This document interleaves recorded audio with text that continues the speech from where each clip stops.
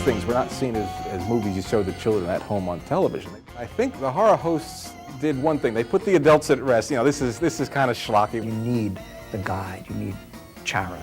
You're entering another world. You're entering this dark and unknown place. And the guide is a fundamental figure in literature. And I think the horror hosts actually pointed these movies out. They gave them character. They gave them the movies something really to see.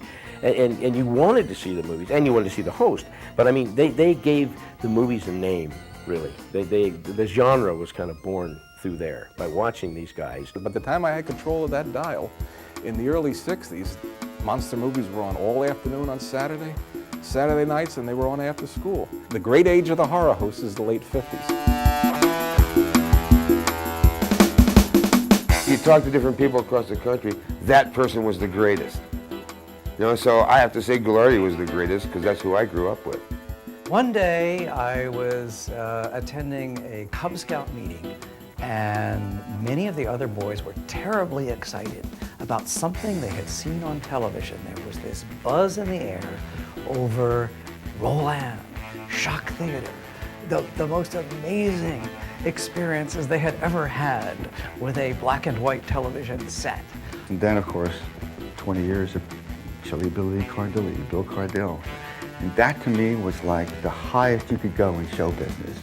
Always had the fake beard and mustache. I remember in school cutting it out of paper at recess and taking a piece of Scotch tape and putting it on and going out at recess in grade school. And hey, group, you know, out on the playground, you know, I don't think anybody ever reacted, but I know I did it as a kid, you know. We'd be playing with our toy soldiers and things like that and watching Zacherley. And sometimes you'd stop playing and watch the television. And sometimes you'd kind of stop watching television and play your game and kind of pick it up later, because in the end you had seen the movie before.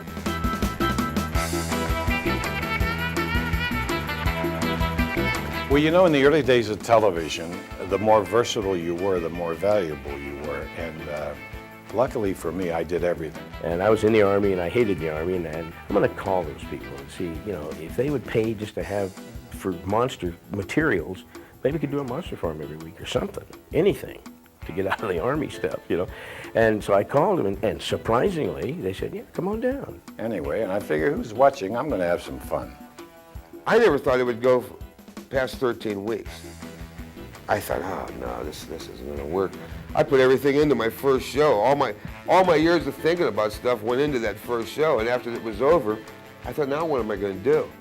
I figured it would last about 13 weeks. I really didn't. I didn't know what to expect. So we did the opening, did the show, and from day one, it just built and built and built, and it lasted 21 years. And we wrote very simple scripts. I mean, just outlines, no dialogue. We did our own stuff, but we did outline, that's about it. And we did like a couple of those.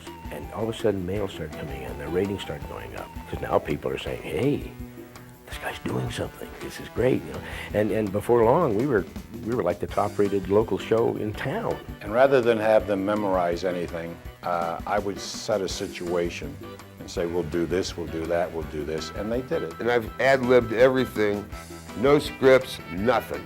You know, those guys introduced us to this great world of horror movies.